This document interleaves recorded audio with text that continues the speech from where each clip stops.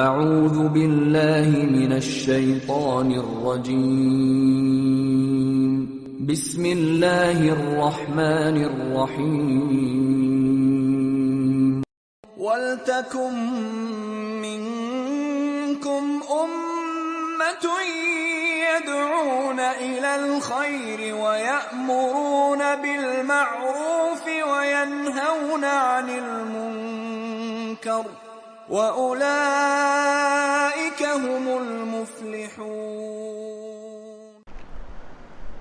الحمد لله نحمده ونستعينه ونستغفره ونعوذ بالله من شرور أنفسنا ومن سيئات أعمالنا من يهده الله فلا مضل له ومن يضلل فلا هادي له أشهد أن لا إله إلا الله وحده لا شريك له وأشهد أن محمدًا عبده ورسوله أما بعد فإن أصدق الحديث كتاب الله وخير الهدي هدي محمد صلى الله عليه وسلم وشر الأمور محدثاتها وكل محدثة بدعة وكل بدعة ضلالة وكل ضلالة في النار فأعوذ بالله السميع العليم من الشيطان الرجيم من همزه ونفخه ونفثه بسم الله الرحمن الرحيم يا أيها الناس اتقوا ربكم الذي خلقكم من نفس واحدة وخلق منها زوجها وبث منهما رجالا كثيرا ونساء واتقوا الله الذي تساءلون به والأرحام إن الله كان عليكم رقيبا يا أيها الذين آمنوا اتقوا الله حق تقاته ولا تموتن إلا وأنتم مسلمون يا أيها الذين آمنوا اتقوا الله وقولوا قولا سديدا يصلح لكم أعمالكم ويغفر لكم ذنوبكم ومن يطع الله ورسوله فقد فاز فوزا عظيما قال الله تبارك وتعالى في كلامه المجيد والفرقان الحميد والفجر وليال عشر تمام قسم کی تعریف و توصیف، حمد و ثنا، کبریائی و بڑائی، پاکیزگی اللہ سبحانہ و تعالیٰ کے لیے لائق و سزاوار ہے، جس نے ہمیں اشرف المخلوقات میں سے پیدا کیا، امت محمدیہ میں سے ہونے کا شرف عطا فرمایا، جس نے ہماری روزی روٹی کا انتظام فرمایا اور اپنی جانب سے ہماری رشد و ہدایت کی خاطر قرآن مجید جیسا مقدس کلام نازل فرمایا۔ مختصر سے حمد و ثنا کے بعد ان گنت و لاتعداد درود و سلام نازل ہو شفیع المذنبین، رحمت للعالمین، آمینہ کے در یتیم، سید المرسلین محمد الرسول اللہ صلی اللہ علیہ وسلم پر۔ قابل احترام بزرگان دین، نوجوانان اسلام، پردے میں بیٹھی ہوئی عزت مآب اسلامی ماں اور بہنوں، آج کے مختصر سے وقت میں حالات اور وقت کے اعتبار سے ایک اہم عنوان آپ کے سامنے میں لے کر کھڑا ہوں۔ آج ذی القعدہ کی 29 تاریخ ہے، لہذا انشاءاللہ زیادہ امکانات ہیں کہ آج ماہ ذی الحجہ کا چاند نظر آ جائے۔ تو ذی الحجہ کے ایام میں ہمیں کیا کرنا چاہیے، اس سے متعلق کچھ باتیں آپ کے سامنے رکھی جائیں گی۔ پہلی بات یہ کہ ذی الحجہ کے جو ابتدائی 10 دن ہیں، ان 10 دنوں کو عشرہ ذی الحجہ کہا جاتا ہے، اور یہ عشرہ ذی الحجہ کی بڑی فضیلت آئی ہے، اسلام میں اس کی بڑی اہمیت بیان کی گئی ہے۔ یہ 10 دن بڑے بابرکت ہیں، ان 10 دنوں میں بہت ساری نیکیاں، بہت سارے مستحب اعمال ہمیں کرنے کے ہیں۔ اللہ رب العالمین اس کائنات کو بنایا ہے تو وہ ایک اپنا نظام بیان کیا ہے کہ بعض موسموں پر فوقیت رکھتے ہیں، اور بعض ایام پر فوقیت رکھتے ہیں، بعض راتوں پر اہمیت رکھتے ہیں، اور یہ جو چیزیں ہیں اللہ رب العالمین کی اس میں زیادہ سے زیادہ عبادت کی جائے گی۔ جیسے مہینوں میں رمضان المبارک کا مہینہ ہے جو زیادہ عبادتوں کا اس میں اہتمام ہوتا ہے، اور راتوں میں رمضان کے آخری 10 راتوں کا زیادہ اہتمام ہوتا ہے، کیونکہ ان 10 راتوں میں اللہ رب العالمین نے ایک ایسی رات رکھا ہے جو سال کے پورے راتوں پر اس کو فضیلت ہے، اور اس ایک رات کو یہ عبادت کرتا ہے تو 1000 مہینوں کی راتوں سے بہتر اسے اجر و ثواب ملتا ہے۔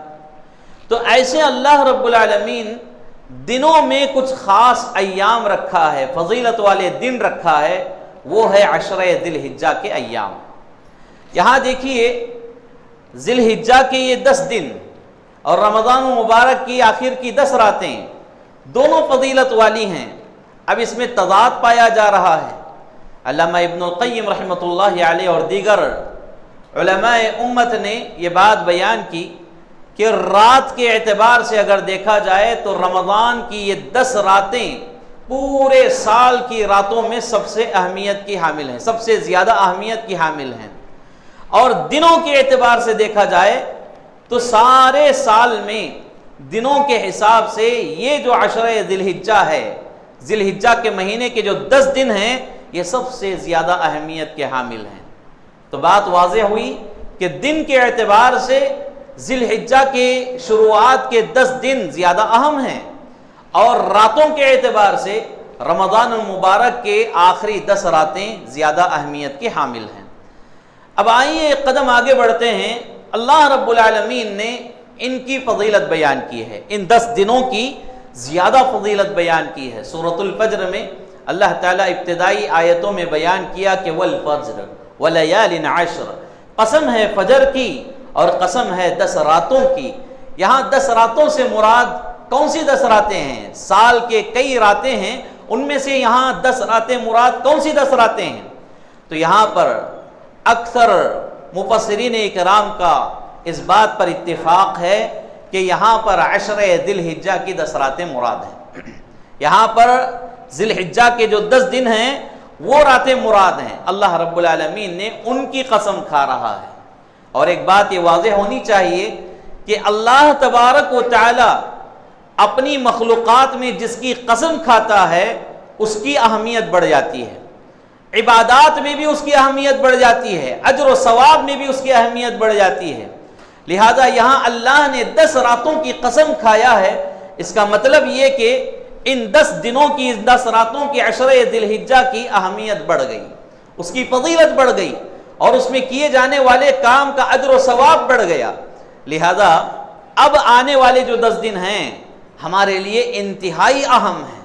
ان 10 دنوں کو ہم ایسے ہی بیکار جانے نہ دیں۔ عام طور پر رمضان المبارک میں آخر کی 10 راتوں کا ہم جس قدر اہتمام کرتے ہیں ویسا اہتمام عشرہ ذی الحجہ میں نہیں کرتے۔ یہ بہت بڑی نادانی ہے ہماری، بہت بڑی بھول ہے۔ ایک بہترین نیکیوں کا موسم ہم اپنے ہاتھ سے گنوا رہے ہیں، اور ان نیکیوں سے، ان اجر و ثواب سے اپنے آپ کو محروم کر رہے ہیں۔ رمضان میں جس جستجو سے ہم عبادتیں کرتے ہیں اسی جستجو سے عشرہ ذی الحجہ کے یہ 10 دن بھی گزارنا ہے۔ تو ان کی فضائل میں پہلی فضیلت یہ کہ اللہ نے ان کی قسم کھائی ہے، لہذا اس کی اہمیت بڑھ گئی۔ اور دوسری فضیلت یہ ہے کہ ان 10 دنوں میں اللہ رب العالمین نے ایک ایسی عبادت رکھا ہے جو سال کے کسی دن میں وہ عبادت نہیں کی جاتی، سال کے کن دنوں میں بھی وہ عبادت نہیں ہوتی، لیکن عشرہ ذی الحجہ میں 8 ذی الحجہ سے وہ عبادت شروع ہوتی ہے، اور وہ ہے حج۔ حج جو عبادت ہے یہ اللہ رب العالمین کی سب سے بڑی عبادت ہے، اور اسلام کا ایک فریضہ ہے، اور یہ فرض عبادت ہے جو مالدار ہیں، صاحب استطاعت کے لیے یہ عبادت فرض ہے۔ اگر کوئی استطاعت ہونے کے باوجود حج نہیں کرتا ہے تو وہ گنہگار ہے، وہ فرض کا چھوڑنے والا ہوتا ہے، بہت بڑا گناہ اس پر ہوتا ہے۔ تو یہ فرض عبادت، حج جیسی جو عبادت ہے وہ انہی 10 دنوں میں ہے۔ اس کے علاوہ آپ کو پورے سال میں کوئی بندہ حج کرنا چاہے تو کر سکتا ہے؟ نہیں کر سکتا۔ انہی ایام میں حج جیسی عبادت ہے۔ اور حج کی فضیلت اللہ کے رسول صلی اللہ علیہ وسلم نے کیا بیان کی؟ من حج للہ، جس شخص نے اللہ کے لیے حج کیا، فلم یرفث ولم یفسق، اس میں کسی قسم کی فسق و فجور والی باتیں نہیں کی، بے حیائی والی گندی باتیں نہیں کی، بیکار باتیں نہیں کی، رجع کیوم ولدتہ امہ، وہ ویسے ہی لوٹے گا جس طرح اس نے اپنی ماں کے پیٹ سے لوٹا تھا، تو اس کے سارے گناہ بخش دیے جاتے ہیں۔ صحیح بخاری کی حدیث ہے، حدیث نمبر 1521۔ تو اللہ کے رسول صلی اللہ علیہ وسلم کے اس فرمان سے یہ بات معلوم ہوتی ہے کہ حج کی اتنی بڑی فضیلت ہے۔ جو بندہ صحیح طور طریقے سے اللہ کی بتائی ہوئی باتوں پر عمل کرتے ہوئے، اس میں کسی قسم کی کمی بیشی نہ کرتے ہوئے حج کرتا ہے، تو اس کی فضیلت یہ ہے کہ وہ اپنے گناہوں سے ایسے ہی پاک و صاف ہوتا ہے جیسے اس نے ابھی اس کے ماں کے پیٹ سے جنم لیا ہو۔ تو ایسی عبادت کن ایام میں اللہ نے رکھا ہے؟ 10 ذی الحجہ میں۔ تو ذی الحجہ کی ایک فضیلت یہ بھی معلوم ہو رہی ہے۔ اور ذی الحجہ کی ایک تیسری فضیلت جو احادیث صحیحہ میں معلوم ہوتی ہے وہ یہ کہ اللہ رب العالمین نے ان 10 دنوں میں ایک دن رکھا ہے یوم عرفہ کے نام سے، اور یہ یوم عرفہ انتہائی اہم دن ہے۔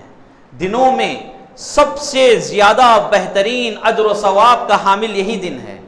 یوم عرفہ کی بڑی فضیلت آئی ہے۔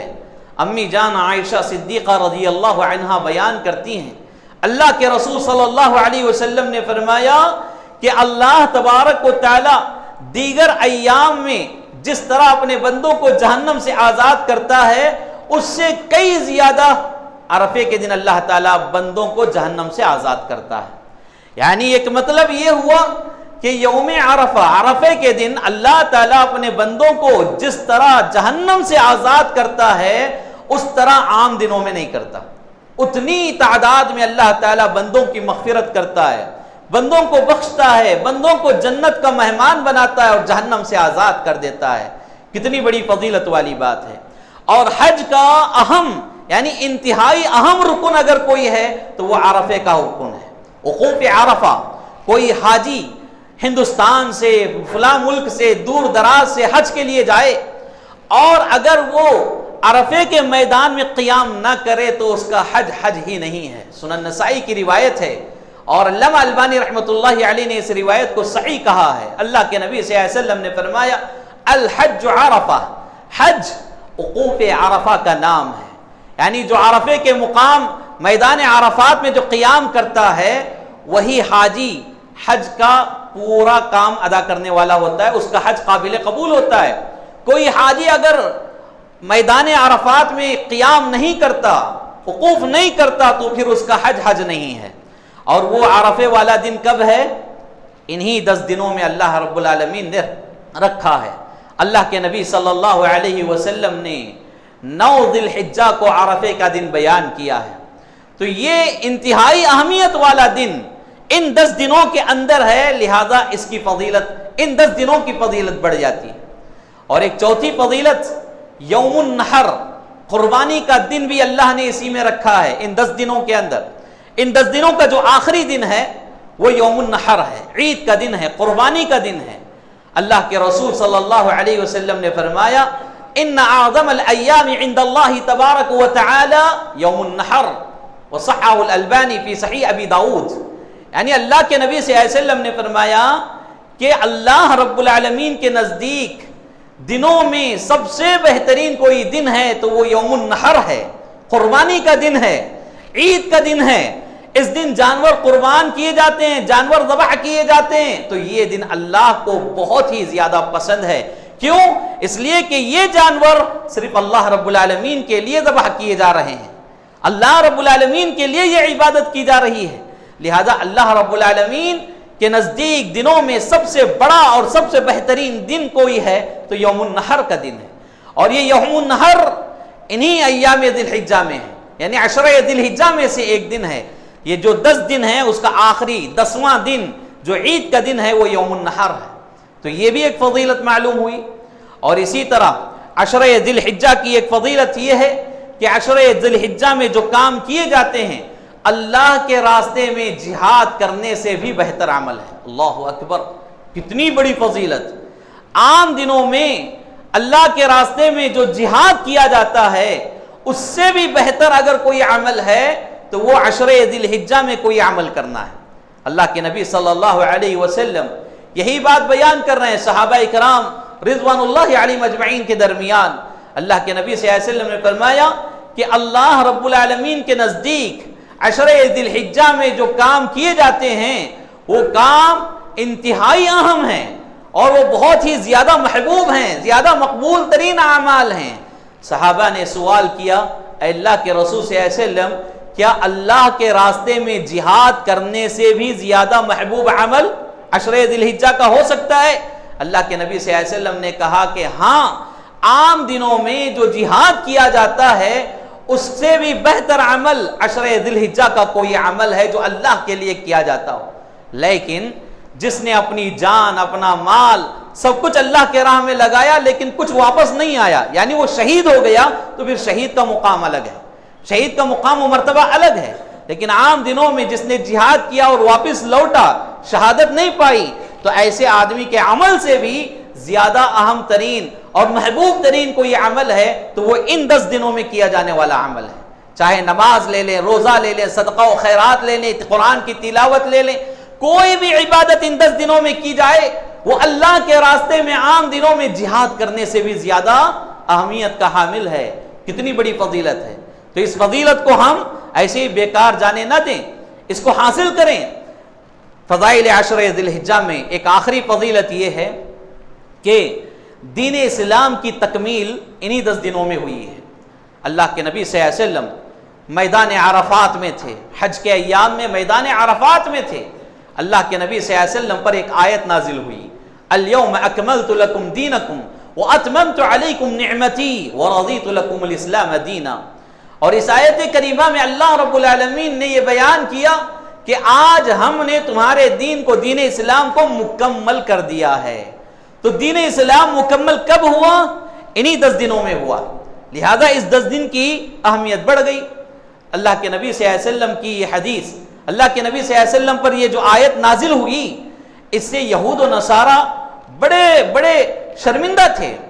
حضرت عمر رضی اللہ تعالیٰ عنہ کے دور میں عمر بن خطاب رضی اللہ تعالیٰ عنہ کے پاس ایک یہودی آیا، وہ کہنے لگا کہ اے امیر المؤمنین، تمہارے پاس ایک آیت ہے، آپ کی قرآن میں ایک آیت ہے، اگر وہ آیت جس دن نازل ہوئی، اگر ایسا کوئی عمل ہمارے ساتھ ہوتا، وہ آیت ہمارے اوپر نازل ہوتی، یعنی یہودیوں کے لیے نازل ہوتی، تو اس دن کو ہم عید کا دن منا لیتے۔ عمر رضی اللہ تعالیٰ نے پوچھا کہ وہ کون سی آیت ہے؟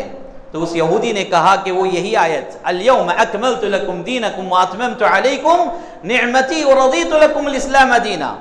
اللہ نے دین اسلام کو یہاں مکمل کر دیا ہے۔ اگر یہی آیت اللہ تعالیٰ ہمارے اوپر نازل کرتا، یعنی ہمارے لیے نازل ہوتی، تو اس دن کو ہم عید کا دن منا لیتے۔ تو عمر رضی اللہ تعالیٰ نے اس بات کی تصدیق بھی کی، کیونکہ یوم عرفہ، عرفے کے دن اللہ کے رسول صلی اللہ علیہ وسلم پر یہ آیت نازل ہوئی، تو اس سے عرفے عشرہ ذی الحجہ کے جو 10 دن ہیں ان کی اہمیت، ان کے فضائل ان باتوں سے معلوم ہو رہی ہے۔ اور آخری بات یہ کہ فضیلت کے سلسلے میں آپ سال کے پورے 12 مہینے آپ جائزہ لے کر دیکھیں، سارے دنوں کا جائزہ لے کر دیکھیں، کوئی عبادت ہے تو کوئی عبادت نہیں ہے، کوئی عبادت ہے تو کوئی عبادت نہیں ہے۔ عام دنوں میں ہم نماز پڑھ سکتے ہیں، ہم کلمے کا اقرار کر سکتے ہیں، عام دنوں میں ہم رمضان کے روزے نہیں رکھ سکتے، عام دنوں میں رمضان کے روزے نہیں رکھ سکتے، رمضان کے روزے رمضان میں ہی رکھے جائیں گے، اس لیے رمضان کی اہمیت وہاں بڑھ گئی۔ اور ایسے ہی عام دنوں میں ہم حج نہیں کر سکتے، عام دنوں میں حج نہیں کر سکتے، کیوں؟ حج کے لیے اللہ رب العالمین نے ایک وقت مختص کیا ہے، وہ ہے یہی ایام، یہی 10 دن ہیں۔ ان میں اللہ رب العالمین نے حج کو رکھا ہے، اس لیے اس کی اہمیت، اس کی فضیلت بڑھ گئی۔ اب آئیے ایک قدم ہم آگے بڑھتے ہیں۔ ان 10 دنوں میں ہمارے اعمال کیا ہونا چاہیے؟ یہ عشرہ ذی الحجہ جو فضیلت والے 10 دن ہیں، اس کو ہم ایسے ہی بیکار گزار رہے ہیں۔ زندگی کے کئی سال ہمارے گزر گئے لیکن ہم اس کا کوئی خاص اہتمام نہیں کرتے، جبکہ اس میں بہت سارا اجر و ثواب اللہ رب العالمین نے رکھا ہے۔ اس میں جو کچھ عمل کیا جائے گا اللہ کے نزدیک وہ عمل سب سے محبوب ترین عمل مانا جائے گا۔ تو ان 10 دنوں میں ہمیں کیا کرنا چاہیے؟ سب سے پہلی بات، سب سے پہلا مستحب عمل ہمارے لیے جو ہے وہ ذی الحجہ کے چاند کے دیکھنے کا اہتمام کرنا چاہیے۔ چاند دیکھنے کا اہتمام، آج کل تو یہ سنت ختم ہی ہو گئی ہے۔ سوشل میڈیا ہے، ٹی وی ہے، نیوز چینلز ہیں، اس لیے ہم چاند دیکھنے کا اہتمام نہیں کرتے ہیں۔ نہیں، چاند دیکھنے کا اہتمام کرنا چاہیے۔ ذی الحجہ کا چاند ہو یا عید الفطر کا چاند ہو، شوال کا چاند ہو، ہمیں چاند دیکھنے کا اہتمام کرنا چاہیے، کیونکہ اللہ کے رسول صلی اللہ علیہ وسلم کی سنت ہے۔ اللہ کے رسول صلی اللہ علیہ وسلم صحابہ کرام کو ابھارا کرتے تھے، چاند دیکھا کرو، چاند دیکھنے کی اہمیت ہے۔ اور چاند دیکھنے کے بعد اللہ کے نبی صلی اللہ علیہ وسلم نے دعا کا اہتمام کیا ہے، دعا پڑھنا چاہیے۔ چاند دیکھ کر جو لوگ دعا پڑھتے ہیں وہ چاند اللہ رب العالمین ان کے لیے خیر و بھلائی والا بنا دیتا ہے، وہ پورا مہینہ ان کے لیے اللہ تعالیٰ خیر و بھلائی والا بنا دیتا ہے۔ کیوں؟ چاند دیکھ کر جو دعا مانگی جا رہی ہے اس میں اللہ رب العالمین سے یہ مانگا جا رہا ہے کہ اے اللہ اس چاند کو ہمارے لیے خیر و بھلائی کا ذریعہ بنا، اس چاند کو ہمارے لیے خیر و بھلائی کا باعث بنا۔ تو اللہ رب العالمین اس دعا کو قبول کرتے ہوئے اس چاند کو اس کے لیے خیر و بھلائی کا باعث بناتا ہے۔ اس چاند کو بنانے کا مطلب وہ پورا مہینہ اس کے لیے خیر و بھلائی کا مہینہ ہوتا ہے۔ کتنی بڑی بات! تو پہلا مستحب عمل جو ہمیں کرنا ہے وہ چاند دیکھنے کا اہتمام۔ سوشل میڈیا کتنی آگے کیوں نہ گئی ہو، یہ کتنا ترقی والا زمانہ کیوں نہ ہو، اللہ نے آنکھ دیا ہے، آنکھوں میں بینائی ہے، آنکھوں میں روشنی ہے، تو اس کا زیادہ سے زیادہ اہتمام کیا کریں۔ بچوں کو آپ چاند بتائیں، گھر والوں کو چاند بتائیں اور دعا پڑھائیں اور دعا خود پڑھیں، کتنا اچھا عمل ہے۔ اس پر بھی اللہ رب العالمین کی جانب سے اجر و ثواب ملتا ہے۔ ان عشرہ ذی الحجہ میں دوسرا کام ہمیں جو کرنے کا ہے، کثرت سے اللہ رب العالمین کی تسبیح و تحمید بیان کرنا چاہیے۔ کثرت سے جتنا ہو سکے ان 10 دنوں میں اٹھتے بیٹھتے چلتے پھرتے اللہ کی تسبیح و تحمید بیان کرتے رہنا چاہیے۔ سورۃ الحج کی آیت نمبر 28 میں اللہ رب العالمین نے فرمایا کہ ایام معلومات میں اللہ کے نام کی تسبیح بیان کرو۔ ایام معلومات سے مراد مفسرین اکرام نے یہاں یہ بیان کیا ہے کہ وہ عشرہ ذی الحجہ ہے۔ ذی الحجہ کے جو 10 دن ہیں وہ ایام معلومات ہیں۔ ایام معلومات میں اللہ کی تسبیح و تحمید بیان کرنا ہے، یہ دوسرا عمل ہے۔ اور تیسرا کام ہمیں کیا کرنا چاہیے؟ زیادہ سے زیادہ تکبیرات کا اہتمام کرنا ہے، تکبیرات پڑھتے رہنا چاہیے۔ جیسے عید الفطر میں عید کی مناسبت سے ہم تکبیر پڑھتے ہیں، لیکن یہاں پر عشرہ ذی الحجہ میں ذی الحجہ کا چاند نظر آنے کے بعد سے ہی تکبیرات پڑھتے رہنا چاہیے۔ 10 دن آپ تکبیرات پڑھیں۔ بعض علماء نے اور صحیح قول کے مطابق ایام تشریق پورے کے پورے تکبیرات پڑھنے کا حکم ہے، یعنی 13 ذی الحجہ تک، شام تک، مغرب کے وقت تک تکبیرات پڑھنے کا حکم ہے۔ تکبیرات کا اہتمام کرنا چاہیے۔ لوگ تکبیرات پڑھنے سے شرماتے ہیں اور یہ محسوس کرتے ہیں کہ بازو والا دیکھے گا تو کیا محسوس کرے گا، میں کوئی انتر منتر پڑھ رہا ہوں، اس طرح وہ محسوس کرے گا، مجھ سے دور بھاگے گا، یہ سوچ کر لوگ تکبیرات نہیں پڑھ رہے ہیں۔ آپ دل ہی دل میں تکبیرات پڑھو، بلند آواز سے تکبیرات پڑھو۔ مسلمانوں کے درمیان ہیں تو بلند آواز سے تکبیرات پڑھو۔ اگر کہیں غیر مناسب جگہ آپ ہیں، یعنی غیروں کے درمیان ہیں، کوئی اس طرح کا مسئلہ کھڑا ہو سکتا ہے، تو آپ اندر ہی اندر اللہ کی تکبیرات بلند کرتے رہو۔ کیونکہ ابن عمر رضی اللہ عنہما اور اسی طرح جلیل القدر صحابی محدث عظیم سیدنا ابو ہریرہ رضی اللہ تعالیٰ عنہ کا عمل ملتا ہے۔ صحیح بخاری اور صحیح مسلم کی حدیث ہے کہ یہ 2 صحابہ بازار میں نکل جاتے، انہی عشرہ ذی الحجہ میں بازار میں نکل کر بلند آواز سے تکبیرات پڑھتے، بلند آواز سے تکبیرات کہتے، اور بازار میں موجود صحابہ کرام لوگ سارے کے سارے ان کی تکبیرات کو سن کر وہ بھی تکبیرات پڑھنے لگتے۔ سبحان اللہ تھوڑی دیر میں بازار تکبیرات سے گونج اڑتا.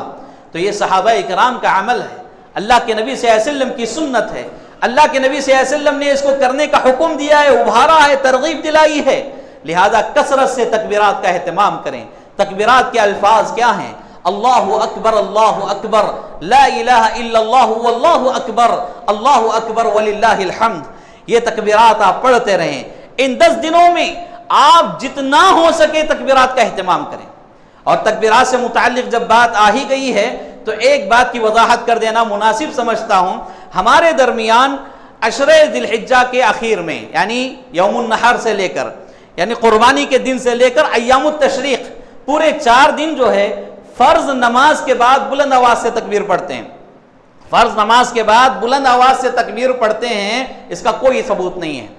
فرض نماز کے بعد آپ تکبیر پڑھیں, لیکن انفرادی طور پر پڑھ سکتے ہیں, اجتماعی طور پر اور مخصوص ایک انداز میں, اور وہ بھی ایک مخصوص ترنم کے ساتھ, مخصوص لہجے کے ساتھ پڑھنا. یہ کہیں پر صحیح حدیث میں نہیں بلکہ ضعیف حدیث میں بھی ثابت نہیں ہے. تو اس کا خاص خیال رکھیں اور اس طرح کی چیزوں کو اپنے درمیان آنے نہ دیں. کہیں یہ چیز اسلام کا حصہ نہ بن جائے ہمارے کرنے کی وجہ سے, اور ایسا اگر سمجھ کر کرتے ہیں کہ یہ اسلام کا حصہ ہے تو پھر وہ بدعت ہو جائے گا. تو اللہ کے نبی صلی اللہ علیہ وسلم نے اس طرح کا عمل نہیں کیا ہے. تو ہمیں کیا کام کرنا ہے؟ مستحب اعمال میں سے تیسرا عمل ہے کثرت سے تکبیرات بیان کرنا ہے. اور اسی طرح ان عشرے ذی الحجہ میں چوتھا کام ہمیں جو کرنا ہے وہ یہ کہ جو قربانی کرنے والا آدمی ہے وہ اپنے بال اور ناخن نہ کاٹے. اپنے بال اور ناخن نہ کاٹے. جس کو کاٹنے کی ضرورت ہے وہ ذی الحجہ کا چاند نظر آنے سے پہلے کاٹ لے. جیسے آج کا دن ہے, زیادہ امکانات ہیں کہ آج چاند نظر آ جائے گا, لیکن چاند نظر آنے سے پہلے آپ بال کاٹ سکتے ہیں, ناخن کاٹ سکتے ہیں. جو احباب قربانی کرنے والے ہیں, جو احباب قربانی کرنے والے ہیں, چاند نظر آنے کے بعد وہ اپنے بال اور ناخن نہ کاٹیں, کیونکہ اللہ کے نبی صلی اللہ علیہ وسلم نے فرمایا اذا رأيتم ہلال ذی الحجۃ واراد احدکم ان یضحی فلیمسک عن شعرہ واظفارہ, رواہ مسلم, حدیث نمبر 1977.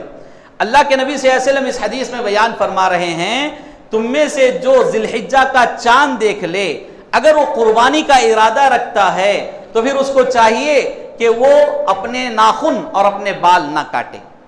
واضح ہے؟ لہذا اس میں بھی اللہ رب العالمین نے اجر ثواب رکھا ہے. یہ بھی رسول اللہ صلی اللہ علیہ وسلم کی سنت ہے. اگر کوئی بندہ اس پر رک جاتا ہے, ٹک جاتا ہے, پھر قربانی کے بعد وہ اپنے بال اور ناخن نکالتا ہے تو اس پر بھی اللہ تعالیٰ اجر و ثواب عطا کرتا ہے.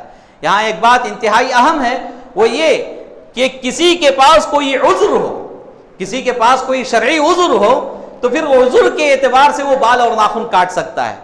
مثال کے طور پر کسی نے بال تو چھوڑ دیا ہے, کاٹا نہیں ہے, لیکن اچانک حادثے کا شکار ہو گیا, اس کے بال کاٹنے کی نوبت آ گئی, اسے آپریشن کرنا ہے, تو یہ شرعی عذر ہے, وہ کر سکتا ہے. اس طرح کا کوئی عذر اسے پیش آ جائے تو پھر وہ بال کاٹ سکتا ہے.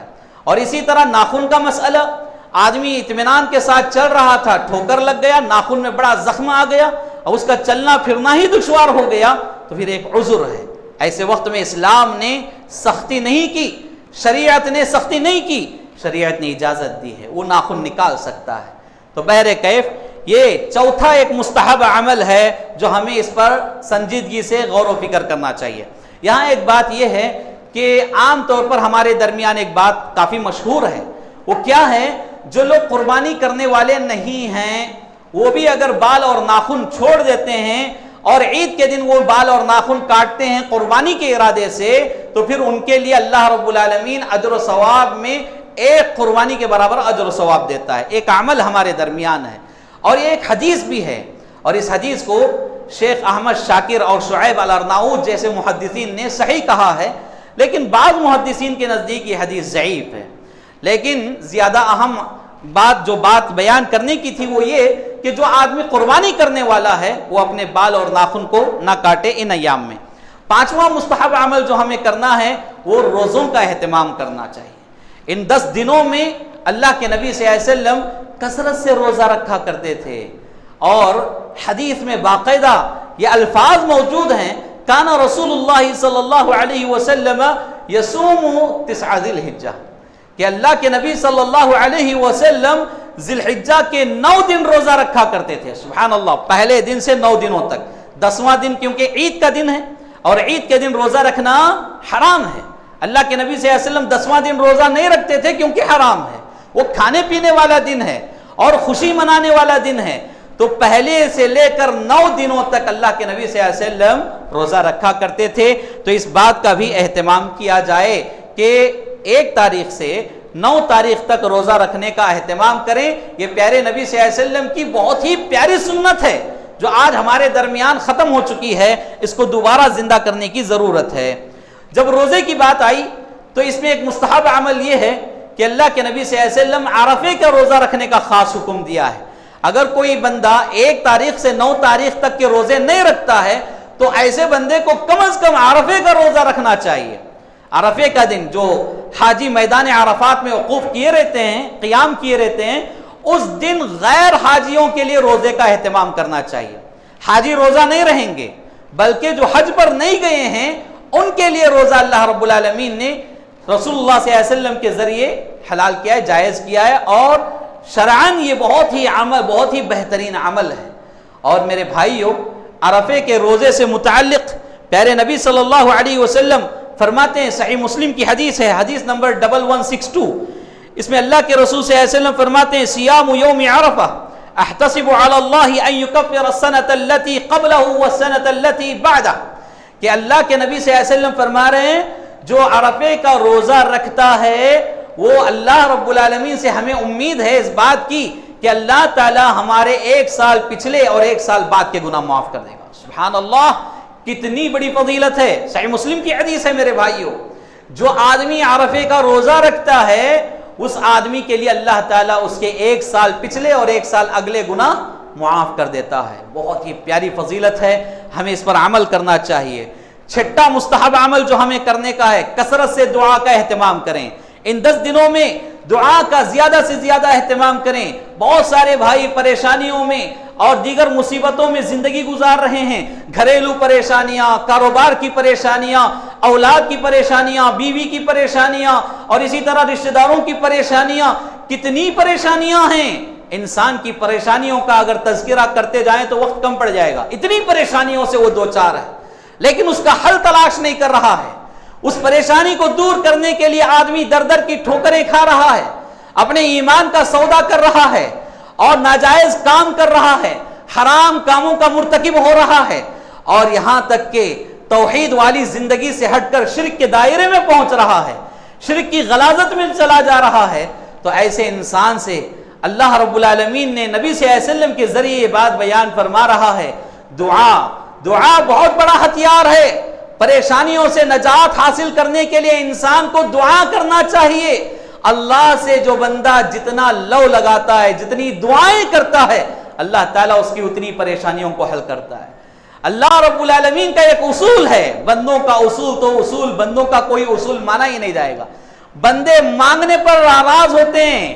کسی سے آپ 10,000 مانگ لیجئے، اگلے مہینے 10,000 مانگیں گے تو وہ بندہ آپ کے سلام کرنا چھوڑ دے گا، وہ آپ سے ناراض ہو جائے گا. لیکن اللہ کا اصول ایسا نہیں ہے. اللہ کی محبت ایسی کہ جو بندہ اللہ سے مانگتا نہیں ہے اللہ اس سے ناراض ہوتا ہے. بندہ جس سے مانگتا ہے بندہ ناراض ہوتا ہے. اللہ جو اس سے نہیں مانگتا ہے اللہ اس سے ناراض ہوتا ہے.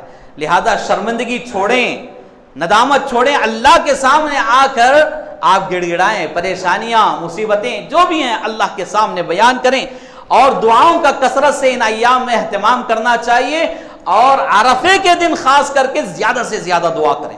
اور حاجیوں کے لیے بھی یہ حکم بیان کیا گیا ہے. حاجی ظہر کا وقت جیسے ہی ہو جاتا ہے تو ظہر اور عصر دونوں نمازیں ملا کر پڑھ لیتے ہیں، قصر کرتے ہیں، 2 رکعت کر کے پڑھتے ہیں.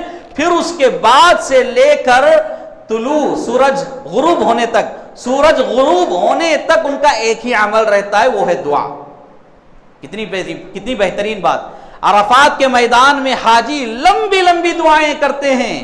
لہذا ہمیں بھی چاہیے کہ ان 10 دنوں میں زیادہ سے زیادہ دعا کریں، اور خاص کر کے عرفے کے دن زیادہ دعا کا اہتمام کریں، کیونکہ اللہ کے رسول صلی اللہ علیہ وسلم نے فرمایا خیر الدعاء دعاء یوم عرفہ، کہ دعاؤں میں بہترین بھلائی والی اچھی دعا کوئی ہے تو وہ یوم عرفہ کی دعا ہے۔ عرفے کے دن جو دعا مانگی جاتی ہے وہ دعا بہت ہی بھلائی والی، بہت ہی بہترین دعا ہے۔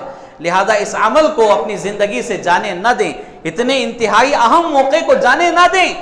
آپ اپنی پریشانیوں کے بارے میں دعا مانگیں، اپنے بچوں کے مستقبل کے بارے میں دعا مانگیں، اللہ انہیں روشن مستقبل عطا کرے گا، اور جو کچھ پریشانیاں ہیں دعاؤں کے ذریعے آپ حل کر سکتے ہیں۔ واضح؟ اب آئیے ایک اور کام ہمیں جو کرنا ہے، جو مستحب اعمال میں سے ہے، ان 10 دنوں میں جو ہمیں کرنا ہے وہ یہ کہ عید کی نماز کا اہتمام کرنا ہے۔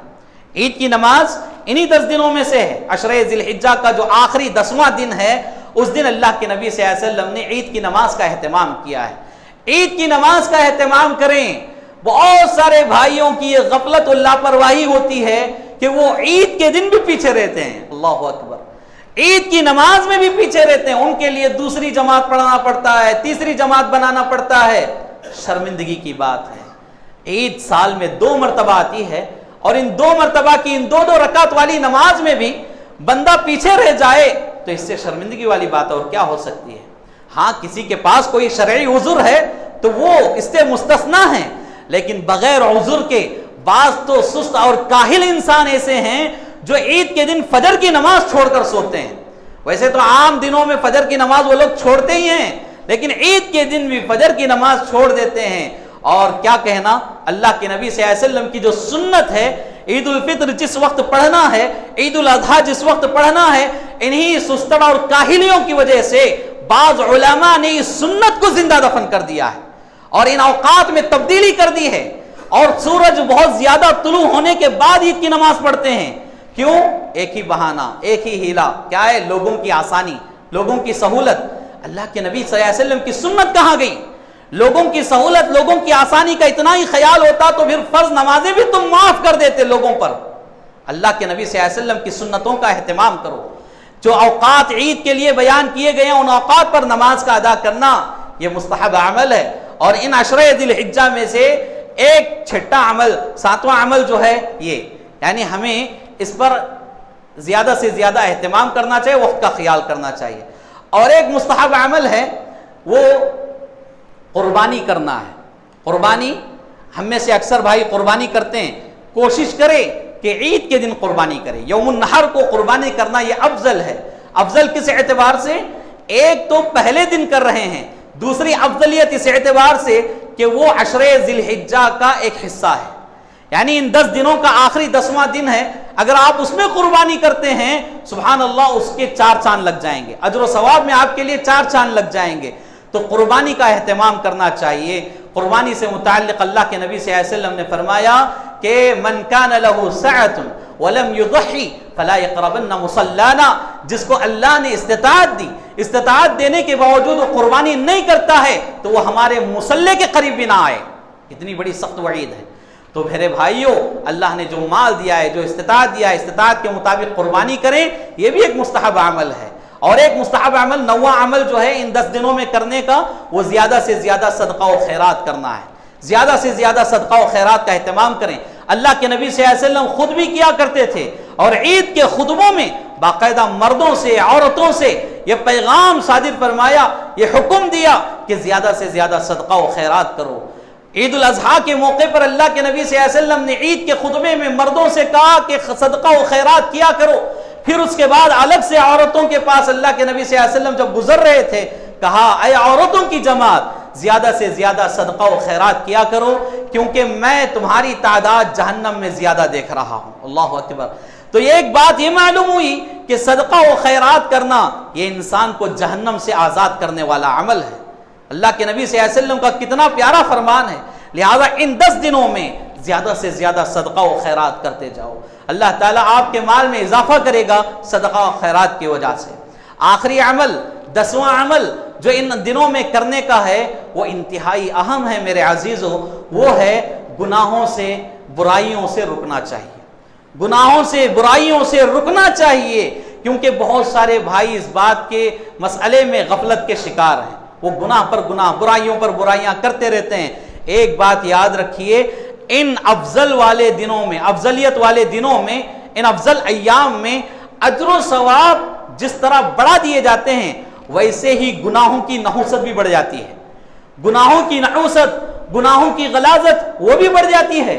کوئی آدمی ایک گناہ کرتا ہے تو اس کے اوپر ڈھیر ساری پریشانی مصیبت آ سکتی ہے. لہذا اللہ سے ڈریں، ان اعمال کو اپنی زندگی سے جوڑ لیں اور ان 10 دنوں کو غنیمت سمجھیں، اس کو ضائع ہونے نہ دیں. اس کی بڑی فضیلت شریعت اسلامیہ میں آئی ہے اور ان 10 دنوں کو ویسے ہی گزارنے کی کوشش کریں جیسے رمضان کی آخر کی 10 راتیں ہم گزارتے ہیں. اللہ رب العالمین سے دعا ہے اللہ تعالی ہمیں ان باتوں پر عمل کی توفیق نصیب فرمائے. اللہ تعالیٰ اس طرح کے ایام، اس طرح کے مہینے، اس طرح کے بابرکت اور خیر و بھلائی والے دن ہماری زندگی میں بار بار اللہ نصیب فرمائے. اللہ ہمارے گناہوں کو معاف فرمائے، درگزر فرمائے. اللہ ہمیں مزید نیک کام کرنے کی توفیق عطا فرمائے. ہم میں جو بیمار ہیں اللہ ہر چھوٹی بڑی بیماری سے انہیں مکمل شفایابی عطا فرمائے. جو قرضوں میں مبتلا ہیں اللہ ہر چھوٹے بڑے قرض سے جلد از جلد باہر نکلنے کے بہترین اسباب و ذرائع ہمیں فراہم فرمائے. اللہ تعالیٰ ہماری درمیان جو کچھ ناچاقیاں، اختلافات، انتشارات لے کر ہم زندگی گزار رہے ہیں اللہ ہمارے دلوں کو ان سے پاک و صاف فرمائے. اللہ ہمارے دلوں میں پیار و محبت پیدا فرمائے، اتحاد پیدا فرمائے. اللہ ہمارے لیے دوسرے مسلمان بھائیوں کے لیے اپنے دلوں میں حسد، کینہ، کپٹ، غرور، گھمنڈ، تکبر جیسی چیزوں کو نہ رکھنے کی توفیق عطا فرمائے. اللہ تعالیٰ حرمین شریفین کی حفاظت فرمائے، خادمین حرمین شریفین کی حفاظت فرمائے، توحید کی زمینوں کی حفاظت فرمائے، مظلوموں کی مدد فرمائے، مظلوموں کی حفاظت فرمائے. اللہ اہل فلسطین کی اور دیگر مقامات پر جہاں کہیں ظلم و ستم کے پہاڑ توڑے جا رہے ہیں اللہ ان سب کی حفاظت فرمائے. انہیں امن و سلامتی والی زندگی نصیب فرمائے، چین و اطمینان والی زندگی نصیب فرمائے. اللہ بے گھروں کو بہترین گھر عطا فرمائے، بہترین چھت عطا فرمائے. بچھڑے اولاد کو ان کے والدین سے ملا دے اور بچھڑے والدین کو ان کی اولاد سے ملائے. اللہ تعالیٰ جو بے اولاد ہیں انہیں صاحب اولاد بنائے، جو صاحب اولاد ہیں اللہ ان کے لیے اولاد کے حق میں انصاف کرنے والا بنائے. اللہ ہمارے بچوں کا مستقبل روشن بنائے. اللہ تعالیٰ ہماری زندگی میں جب تک ہمیں حیات رکھے توحید پر ثابت قدمی عطا فرمائے اور جب ہمارا خاتمہ ہو تو خاتمہ بالخیر فرمائے. آمین یا رب العالمین. اقول قولی ھذا استغفر اللہ لی ولکم ولسائر المسلمین وما توفیقی الا باللہ.